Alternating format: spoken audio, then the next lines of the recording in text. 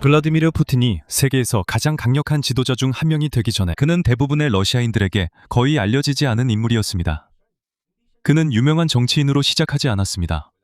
또한 그는 자신의 선거운동이나 대규모 정당을 이끄는 오랜 경험도 없었습니다.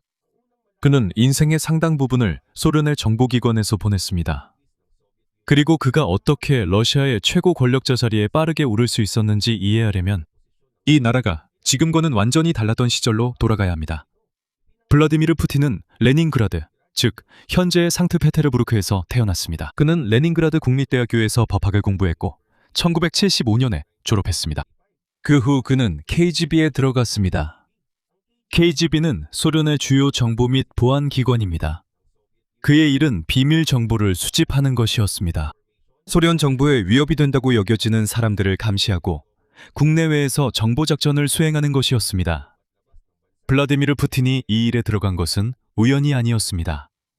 그는 어릴 때부터 정보 업무에 관심이 많았습니다. 그 후 몇 년 동안 그는 정보 요원으로 훈련을 받았고 1980년대 동독으로 파견되었습니다. 그 당시 독일은 두 나라로 나뉘어 있었습니다.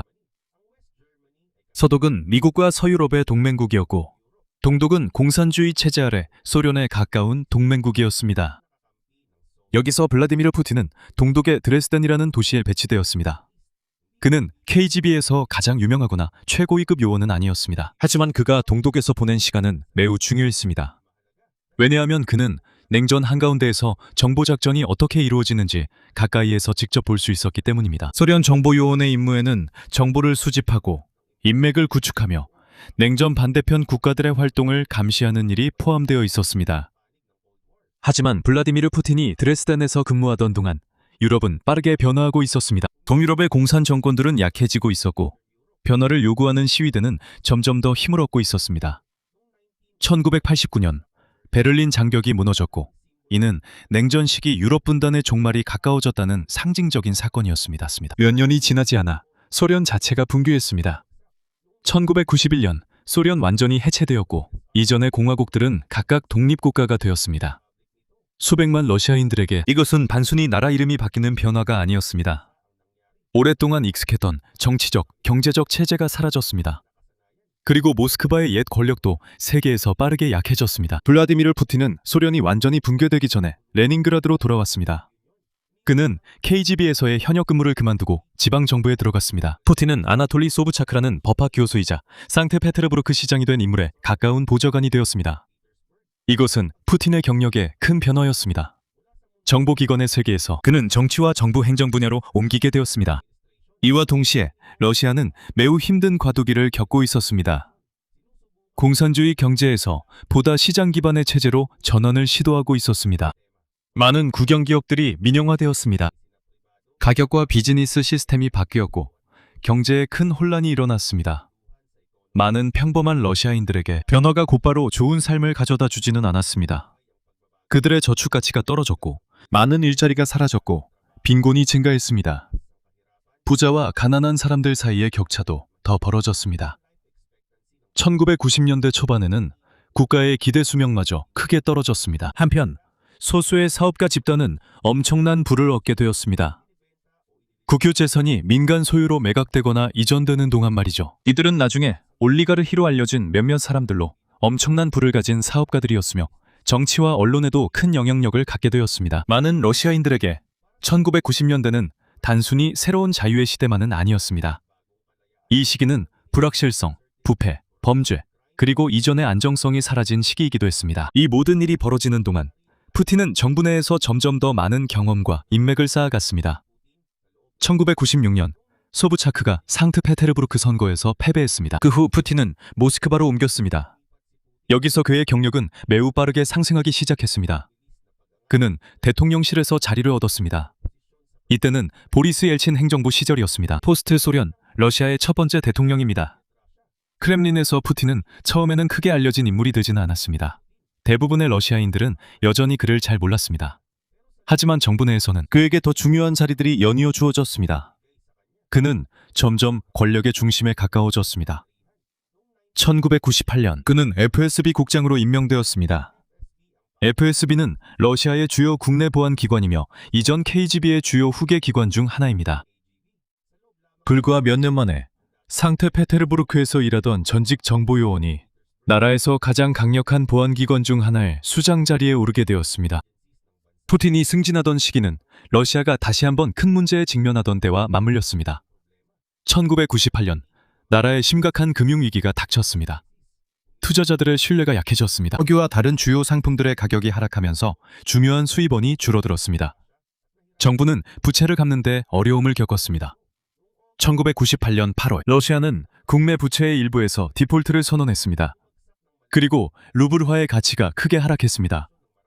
많은 생필품의 가격이 오르고 평범한 시민들의 돈과 저축의 가치가 다시 한번 줄어들었습니다. 소비에트 연방이 붕괴된 이후 몇 년 동안 어려움을 겪어온 많은 러시아인들에게 이것은 또 하나의 큰 타격이었습니다. 그리고 1990년대의 혼란에 대한 대중의 피로가 심해질수록 보리스 옐친 행정부도 약해지고 있었습니다. 옐친은 나이가 많았고 건강에 문제가 있었으며 그의 정부에 대한 신뢰도 계속 떨어지고 있었습니다. 그는 자신 이후에 리더십을 이어갈 수 있는 사람을 찾아야 했습니다. 그 당시 블라디미르 푸틴보다 더 유명한 이름들이 많았습니다. 하지만 크렘린 내부에서는 전직 KGB 요원의 입지가 빠르게 강해지고 있었습니다. 소련이 해체된 지 10년도 채 되지 않아 푸틴은 상트페테르부르크의 지방정부에서 러시아의 보안과 정치 시스템의 최고위층으로 옮겨갔습니다. 그는 아직 대통령이 아니었습니다. 그는 여전히 나라의 대부분 사람들에게 잘 알려지지 않았습니다. 하지만 1999년이 되자 그의 인생뿐만 아니라 러시아의 방향까지 바꿔놓을 일련의 사건들이 곧 일어나게 됩니다.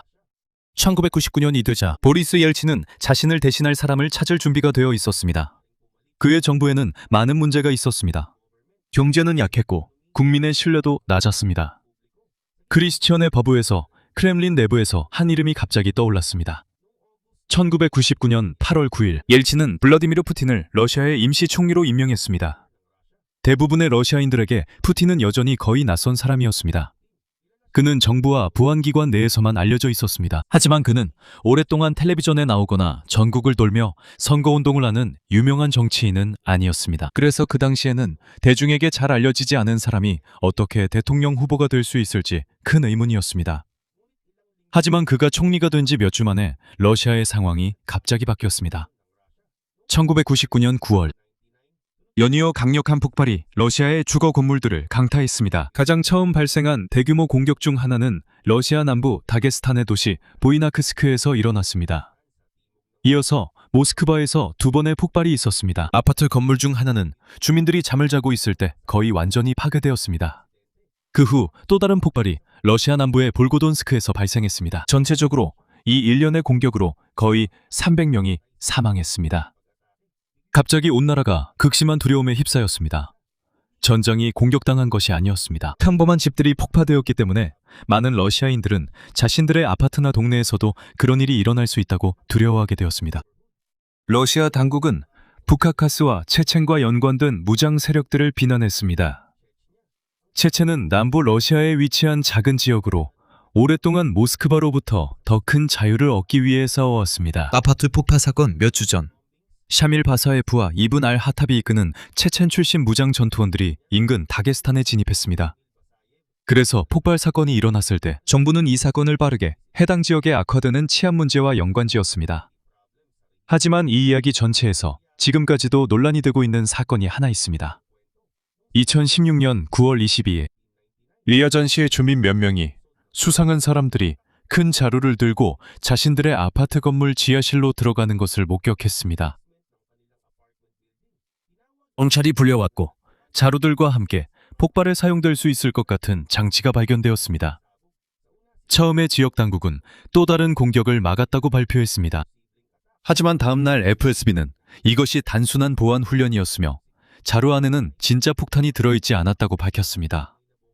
또한 관련된 사람들이 FSB 요원들이라는 사실도 드러났습니다. 이로 인해 리아잔 사건과 다른 아파트 폭탄 테러에 대한 의문과 의혹이 제기되었습니다. 비평가들과 연구자들 중에는 공식 설명을 의심하는 사람들이 있었고 러시아 정부는 FSB가 실제 폭발 사건에 연루되었다는 의혹을 계속 부인했습니다. 러시아 정부가 아파트 폭탄 테러를 계획했다는 명확한 증거는 없습니다.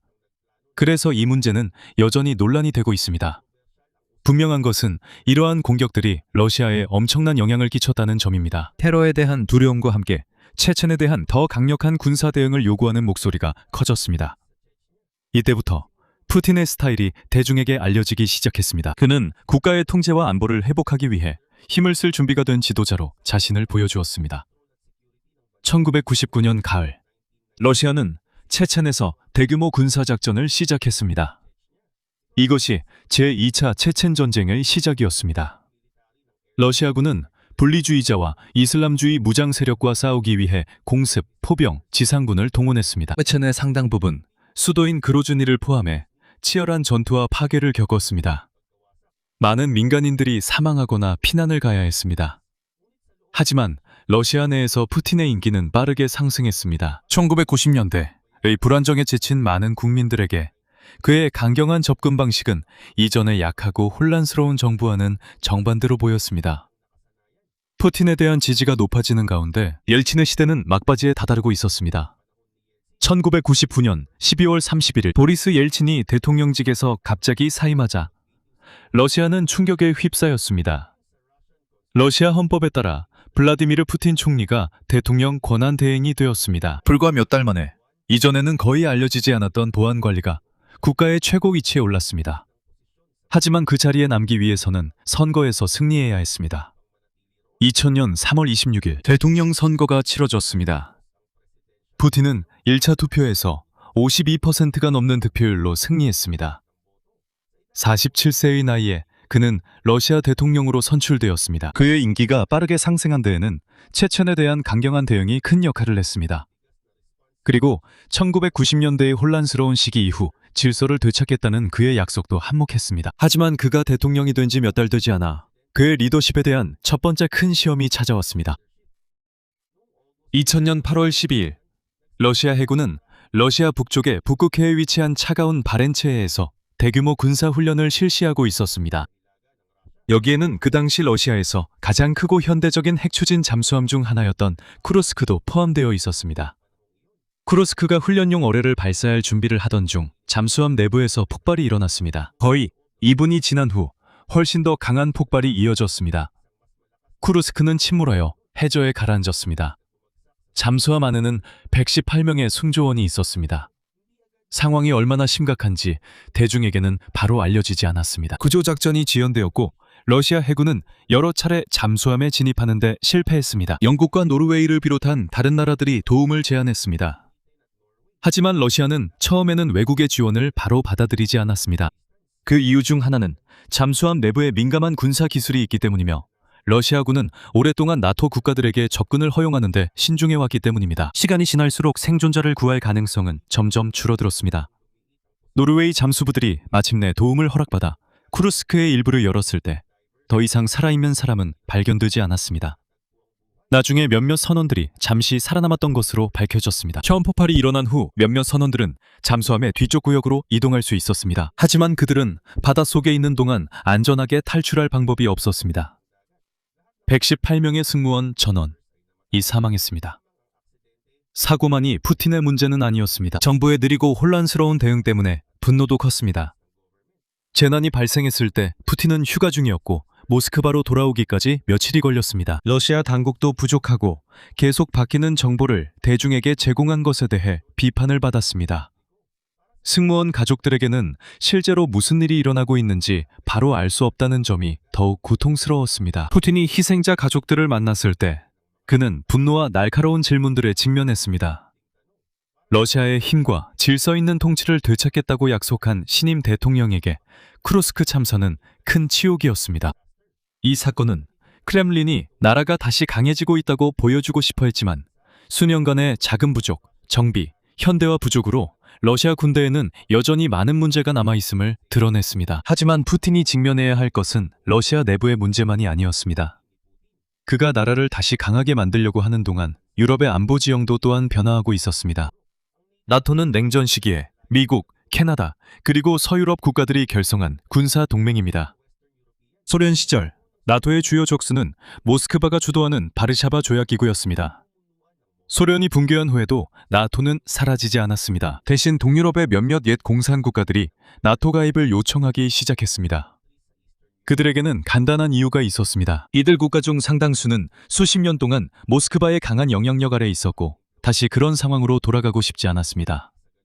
폴란드, 헝가리의 경우 체코 공화국과 이 지역의 다른 국가들에게 나토 가입은 미국과 서유럽으로부터 안보 보장을 받는 방법이었습니다. 하지만 러시아는 이 상황을 전혀 다르게 바라봤습니다. 많은 러시아 관료들은 나토가 동쪽으로 다가오는 것을 모스크바의 옛 완충지대가 사라지고 서방 군사동맹이 자신들의 지역으로 가까워지는 것으로 보고 있습니다. 1999년 3월 폴란드, 헝가리, 체코 공화국이 공식적으로 나토에 가입했습니다.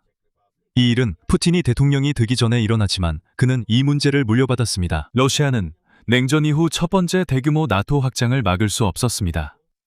그 이유는 소련 시절에 비해 경제와 군사력이 훨씬 약했기 때문입니다. 이와 동시에 모스크바와 서방 정부들은 여전히 서로 협력하려고 노력하고 있었습니다. 푸틴의 초기 몇 년 동안 러시아와 나토가 영구적인 적대 관계는 아니었습니다. 푸틴은 서방 지도자들과 대화를 나누며 몇몇 이슈에서는 여전히 협력이 가능하다는 점을 보여주었습니다.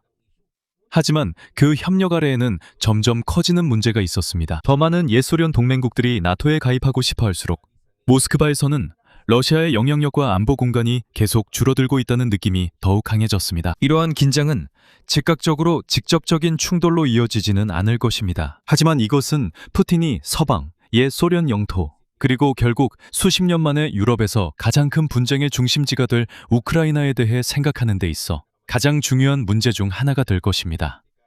2004년 3월 29일 불가리아, 루마니아, 슬로바키아, 슬로베니아, 에스토니아, 라트비아, 그리고 리투아니아 등 7개 국가가 추가로 나토에 가입했습니다. 에스토니아, 라트비아, 리투아니아의 가입은 모스크바에게 더욱 민감한 문제였습니다. 이 세 나라는 과거 소련의 일부였기 때문입니다. 러시아의 관점에서 이제 나토가 러시아의 국경에 더 가까워졌습니다.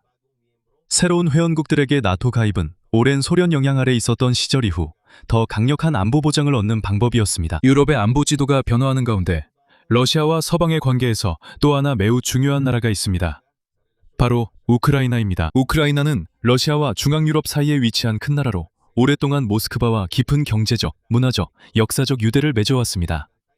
하지만 1991년 독립한 이후 우크라이나인들 사이에서도 나라가 러시아와 얼마나 가까워야 하는지, 그리고 유럽연합과 나토에 얼마나 다가가야 하는지에 대한 의견이 나뉘어 있습니다. 이러한 분열은 2004년 대통령 선거에서 더욱 두드러지게 나타났습니다. 두 주요 후보는 빅토르 야누코비치와 빅토르 유셴코였습니다. 야누코비치는 동부와 남부 우크라이나에서 가장 강한 지지를 받았으며 러시아와의 긴밀한 관계를 더 선호했습니다. 유셴코는 서부와 중부 우크라이나에서 더 강한 지지를 받았으며 유럽과의 더 긴밀한 관계를 추진했습니다. 푸틴에게는 결과가 중요했습니다. 모스크바는 우크라이나가 자신의 영향력에서 완전히 멀어지는 것을 원하지 않았기 때문입니다. 선거 전 푸틴은 야누코비치를 공개적으로 지지했고 여러 번 우크라이나를 방문했습니다. 한편 유셴코가 심하게 병에 걸리면서 선거운동은 더욱 혼란스러워졌습니다. 결국 의사들은 그가 높은 수준의 디옥신에 중독되었다는 것을 밝혀냈습니다. 그는 살아남았지만 얼굴에 심각한 변화가 생겼습니다. 누가 그 중독의 배후였는지는 끝내 밝혀지지 않았습니다. 그래서 이것을 크렘린과 직접적으로 연결할 수 있는 확정된 사실로 볼 수는 없습니다. 11월 21일이 되자 첫 번째 투표에서 과반수를 얻은 후보가 없었기 때문에 결선 투표가 실시되었습니다. 선거당국은 야누코비치가 승리했다고 발표했지만 국제 참관인들은 투표 과정에서 심각한 문제들을 발견했습니다. 여기에는 유권자에 대한 압박도 포함되어 있었습니다. 정부 자원의 오용과 개표 및 투표 과정의 불규칙성도 있었습니다. 이로 인해 수십만 명의 우크라이나인들이 키예프와 다른 도시들에 모였습니다. 유셴코의 지지자들은 자신들의 운동의 상징으로 오렌지색을 사용했습니다. 그래서 이 시위들은 오렌지 혁명으로 알려지게 되었습니다. 시위대에 대해 대규모 폭력을 사용하기보다는 분쟁은 법정으로 이어졌습니다. 우크라이나 대법원은 논란이 된 결선 투표 결과를 무효화하고 새로운 투표를 명령했습니다. 12월 26일 국민들은 더 엄격한 감시하에 다시 한번 투표를 했습니다. 이번에는 유셴코가 승리하여 2005년 1월에 대통령이 되었습니다. 푸틴에게 우크라이나에서 일어난 일은 매우 중요했습니다. 이번 일은 그에게 모스크바의 전통적인 정치적 영향력만으로는 과거 소련 공화국을 러시아와 가깝게 유지하기에 충분하지 않다는 점을 보여주었습니다. 크렘린도 러시아와 가까운 국가들에서 대규모 시위와 친서방 정치운동이 얼마나 강력한 영향을 미칠 수 있는지 알게 되었습니다. 이후 몇 년 동안 크렘린은 이른바 색깔혁명이라고 불리는 대규모 시위운동, 즉 일부 옛소련 공화국에서 정부를 축출하거나 약화시킨 운동에 대해 더욱 의심을 갖게 되었습니다. 국외에서 긴장이 고조되는 것과 동시에 러시아 내에서도 정치적 통제가 더욱 강화되고 있습니다. 그리고 2006년 런던에서 발생한 한 사망 사건이 크렘린의 비판자가 된 전직 내부 인사들에 대한 러시아 정부의 대처 방식에 국제적인 관심을 집중시켰습니다. 그 남자는 알렉산드르 리트비넨코로 러시아를 떠나 영국에 정착한 전직 FSB 요원이었습니다. 러시아에서 도망친 후 그는 푸틴의 공개적인 비판자가 되었고 러시아 보안기관에 대해 중대한 비난을 제기했습니다. 2006년 11월 1일 리트비넨코는 런던의 밀레니엄 호텔에서 두 명의 러시아인 안드레이 루고보이와 디미트리 코브툰을 만났습니다. 얼마 지나지 않아 리트비넨코는 심각한 상태에 빠졌습니다. 이후 영국의 공개 조사에서는 루고보이와 코브툰이 만남에 사용된 차추전자에 폴로늄을 넣었다는 결론이 나왔습니다. 조사에 따르면 이 작전은 FSB의 지시에 따라 수행되었을 가능성이 높으며 FSB 국장 니콜라이 파트루셰프와 푸틴이 승인했을 가능성이 높다고 합니다. 2021년에 유럽 인권재판소도 나로고보이와 코브툰이 러시아 국가의 요원으로 행동했다는 충분한 근거가 있다고 밝혔습니다. 러시아는 국가 개입에 대한 이러한 혐행위를 부인했습니다. 러시아에 대한 외부의 비판이 심해지는 가운데 많은 러시아인들이 국내에서는 전혀 다른 모습을 보고 있습니다. 1990년대의 혼란과 비교하면 경제가 훨씬 안정되었습니다. 석유와 가스 가격이 높고 석유와 가스는 러시아의 중요한 수출품이며 2000년대 초반에 경제가 빠르게 성장했습니다. 일자리가 늘어나고 많은 가정의 소득이 증가했습니다. 수백만 명이 그 다음 10년 동안 빈곤에서 벗어났습니다. 높은 석유 가격난이 이유는 아닙니다. 더 나아진 정부 재정과 경제 개혁도 도움이 되었습니다. 하지만 크렘린에 정말 큰 도움이 된 것은 에너지 수출에서 나오는 막대한 수입이었습니다. 이로 인해 블라디미르 푸틴이 이끄는 러시아는 보리스 옐친에게서 물려받은 나라와는 달라졌습니다. 정부는 더 많은 자금을 갖게 되었습니다. 빚이 점점 갚아지고 있습니다. 군대와 정부 프로그램을 위한 자금도 마련되었습니다. 그리고 많은 국민들에게 블라디미르 푸틴의 이름은 혼란스러웠던 1990년대 이후 안정의 회복과 연결되어 있습니다.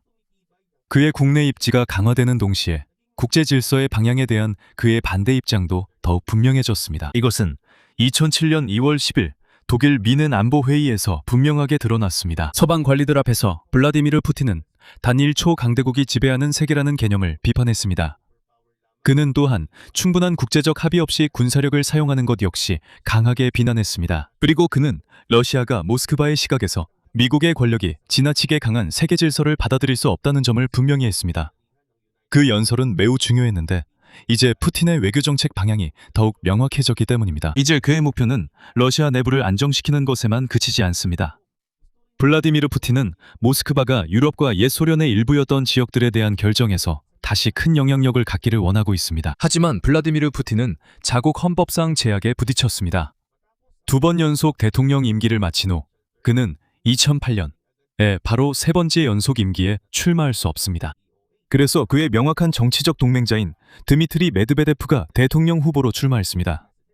메드베데프가 당선되었고 블라디미르 푸틴은 총리가 되었습니다. 형식적으로는 메드베데프가 대통령이었지만 블라디미르 푸틴의 정치적 영향력은 여전히 매우 강했습니다. 그리고 곧 러시아와 나토의 관계를 더욱 악화시키는 또 다른 사건이 일어났습니다. 2008년 4월 나토 지도자들이 루마니아 부쿠레슈티에서 회의를 가졌습니다. 가장 뜨거운 이슈 중 하나는 우크라이나와 조지아였습니다. 두 나라는 모두 과거 소련 공화국으로 나토와 더 가까워지기를 원했습니다. 이들은 즉시 회원국 가입 행동계획, 즉 정식 회원국 가입을 위한 절차를 부여받지는 못했습니다. 하지만 나토는 매우 중요한 성명을 발표했습니다. 우크라이나와 조지아가 앞으로 동맹의 회원국이 될 것이라는 내용이었습니다. 나토에게 있어 각 국가는 자신만의 안보 동맹을 선택할 권리가 있습니다. 크렘린에게는 이것이 다른 이야기입니다. 조지아는 러시아의 남쪽 국경에 바로 위치해 있고 우크라이나는 역사적으로 매우 중요한 나라입니다. 경제와 안보 측면에서 모스크바에 매우 중요합니다. 그래서 이 두 나라가 나토에 가입할 가능성은 러시아 지도부에게 큰 전략적 문제로 여겨졌습니다. 그리고 부쿠레슈티 정상회담이 끝난 지 몇 달 만에 조지아에서의 긴장은 더 이상 말이나 외교 회의에만 머무르지 않게 되었습니다. 조지아 안에는 두 개의 분리주의 지역인 나무세티아와 아파지아가 있습니다. 이 지역들은 오랫동안 자체적인 사실상의 당국을 가지고 있었고 러시아와 밀접한 관계를 유지해왔습니다. 조지아 정부와의 갈등이 심화되는 가운데 조지아 정부, 분리주의 세력, 모스크바 사이의 갈등이 심화되면서 푸틴 집권 이후 러시아가 또 다른 옛 소련 공화국을 상대로 대규모 군사력을 직접 사용하는 첫 번째 기회가 다가오고 있었습니다. 2008년 8월 이르자 조지아에서 긴장이 폭발했습니다. 나모세티아와 아파지아는 대부분의 세계가 여전히 조지아의 일부로 인정하는 두 개의 분리주의 지역입니다. 러시아는 오랫동안 이 두 지역의 분리주의 당국을 지원해왔습니다. 나모세티아에서 충돌이 심화되자 조지아는 군대를 파견했습니다. 러시아의 대규모 병력이 신속하게 진입했습니다. 러시아 군대는 조지아의 다른 지역까지 진출했습니다. 치열한 전투는 단 5일 만에 휴전에 이르렀습니다. 전쟁이 끝난 후 모스크바는 나모세티아와 아파지아를 독립국가로 인정했지만 대부분의 국제사회는 이를 받아들이지 않았습니다. 나토에 가까워지려는 옛 소련 공화국들에게는 러시아가 자국의 안보 이익을 지키기 위해 군사력을 사용할 준비가 되어 있다는 것이 이제 분명해졌습니다. 하지만 푸틴은 해외에서만 문제가 있었던 것이 아닙니다. 2011년 의회 선거에서 많은 부정이 있었다는 비판이 일자 모스크바와 다른 도시들에서 대규모 시위가 일어났습니다. 수천 명의 러시아인들이 더 깨끗한 선거와 더 개방적인 정치 체계를 요구했습니다. 그럼에도 불구하고 의회는 여전히 통합 러시아당이 장악하고 있었습니다. 그리고 2012년 푸틴은 4년간 총리를 지낸 후 다시 대통령으로 복귀했습니다. 같은 시기에 러시아와 중국의 관계도 더욱 깊어졌습니다. 시진핑이 중국의 지도자가 되었을 때 두 나라는 자신들이 많은 공통의 이익을 가지고 있다는 것을 알게 되었습니다. 특히 미국과 그 서방 동맹국들만이 지배하지 않는 국제 질서를 만들고자 하는 열망이 컸습니다. 이후 몇 년 동안 두 나라의 협력은 무역, 에너지, 외교, 군사활동 등으로 확대되었습니다. 하지만 푸틴에게 우크라이나는 여전히 매우 중요한 존재였습니다. 두 나라가 인접해 있기 때문만이 아니라 우크라이나는 러시아의 역사, 경제, 안보에 있어서도 중요한 의미를 가지고 있습니다. 우크라이나에는 흑해의 중요한 항구들이 있고 광활한 농업지대가 있으며 한때 소련 경제와 군수산업의 핵심적인 부분이었습니다. 러시아와 우크라이나는 문화적, 역사적으로도 깊은 연관이 있습니다. 하지만 우크라이나는 1991년부터 독립국가가 되었고 인구의 상당수가 러시아와 가까워질지 아니면 유럽과 가까워질지 스스로 선택하길 원했습니다. 2013년 11월 비토르 야누코비치 대통령은 유럽연합과 더 긴밀한 정치-경제 협정에 서명하려던 계획에서 물러섰습니다. 이로 인해 키이우에서 대규모 시위가 일어났습니다.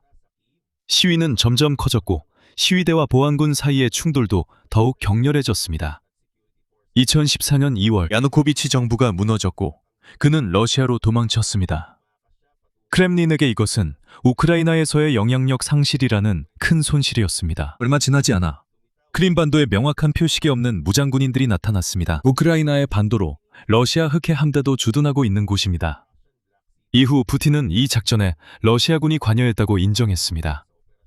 2014년 3월 러시아는 크림반도를 러시아 연방에 합병한다고 발표했습니다. 이 결정은 러시아군이 반도를 장악한 상태에서 실시된 국민 투표 이후에 이루어졌습니다. 유엔 총회는 크림반도의 지위 변경을 인정하지 않았으며 우크라이나의 영토 보전을 재확인했습니다. 이후 동부 우크라이나에서도 갈등이 심화되었습니다. 도네츠크와 루안스크에서는 친러시아 분리주의자들이 자체 공화국을 선포하고 우크라이나 정부에 맞서 전쟁을 시작했습니다. 분리주의 세력은 러시아로부터 큰 지원을 받았습니다. 2014년 7월 말레이시아 항공 MH17편 이 동부 우크라이나 상공에서 격추되면서 이 갈등은 국제적인 주목을 더욱 받게 되었습니다. 비행기에 타고 있던 298명 전원이 사망했습니다. 이후 국제조사관들은 공격에 사용된 부크미사일 시스템이 러시아 군부대에서 온 것임을 밝혀냈습니다. 돈바스의 전투를 멈추기 위해 민스크 협정이라는 합의가 이루어졌지만 갈등은 완전히 끝나지 않았습니다. 그리고 2022년 2월 24일, 러시아는 최대 규모의 군사적 확전을 감행했습니다.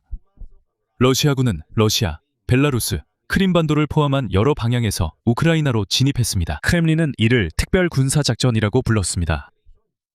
하지만 유엔 총회는 러시아의 행동을 우크라이나에 대한 침략으로 규탄하고 러시아군의 철수를 요구했습니다. 모스크바는 신속한 승리를 기대했지만 우크라이나 정부는 무너지지 않았습니다. 우크라이나군은 맞서 싸웠고 미국, 유럽, 그리고 다른 파트너들로부터 막대한 군사, 재정, 정보 지원을 받았습니다. 나토는 약화되기는커녕 오히려 동맹이 더 커졌습니다. 핀란드는 2023년 4월에, 스웨덴은 2024년 3월에 가입했습니다. 이로 인해 나토 회원국은 32개국이 되었습니다. 동시에 모스크바와 베이징의 경제 및 정치적 관계도 더욱 깊어졌습니다. 전면 침공이 시작되기 전부터 러시아와 중국은 이미 매우 밀접한 파트너십을 선언했습니다. 이후 몇 년 동안 그들의 전략적 관계는 계속해서 가까워졌습니다. 하지만 전쟁은 러시아 체제 내부에 문제가 있음을 보여주기도 했습니다. 이 중 가장 큰 예시 중 하나가 바그너 그룹입니다. 바그너 그룹은 러시아의 이익이 걸린 여러 분쟁에서 오랫동안 사용되어 온 민간 군사 조직입니다. 이 조직은 예부게니 프리고진이 이끌었으며 그는 한때 푸틴과 가까운 인물이었습니다. 우크라이나 전쟁이 길어지면서 프리고진은 러시아 군 지도부를 공개적으로 비판하기 시작했습니다. 2023년 6월, 바그너 부대는 반란을 일으켰습니다. 이들은 로스토프나도누의 주요 군사시설을 점령했고 모스크바를 향해 이동하기 시작했습니다. 푸틴은 이들의 행동을 반역이라고 불렀습니다. 하지만 수도에 도착하기 전에 프리고진은 벨라루스의 중재로 이루어진 합의 후에 철수했습니다. 반란이 일어난 지 2달 후 프리고진과 다른 바그너 지도자들은 러시아에서 그들의 전용기가 추락하면서 사망했습니다. 바그너 반란은 중요합니다. 왜냐하면 푸틴이 20년이 넘는 시간 동안 매우 강력한 중앙정부를 구축했음에도 불구하고 이런 일이 일어날 수 있음을 보여주었기 때문입니다. 크렘린과 가까웠던 무장 단체들로부터 심각한 반란이 일어날 가능성은 여전히 존재합니다. 하지만 푸틴은 여전히 권력을 유지하고 있습니다. 전체적으로 그의 KGB 장교에서 대통령까지의 여정은 러시아의 큰 변화와 함께 이루어졌습니다. 1990년대의 약하고 혼란스러웠던 나라에서 러시아는 군사력, 에너지, 정보력을 사용할 준비가 된 국가로 다시 돌아왔습니다. 그리고 외교를 통해 자신의 영향력을 지키기 위해 싸우는 나라가 되었습니다. 하지만 그 대가도 컸습니다. 우크라이나 침공은 러시아와 서방의 갈등을 심화시켰고 나토의 확장을 불러왔습니다. 그리고 수십 년 만에 유럽에서 가장 큰 전쟁을 일으켰습니다. 그래서 블라디미르 푸틴의 이야기는 그가 어떻게 권력을 잡았는지에 관한 것만이 아닙니다. 이것은 또한 러시아가 영향력을 잃는 것에 대한 두려움과 러시아가 다시 세계관 대국이 되고자 하는 열망과 한 지도자의 결정이 우리 시대 가장 큰 지정학적 갈등 중 하나를 형성하는 데 어떻게 기여했는지에 대한 이야기입니다.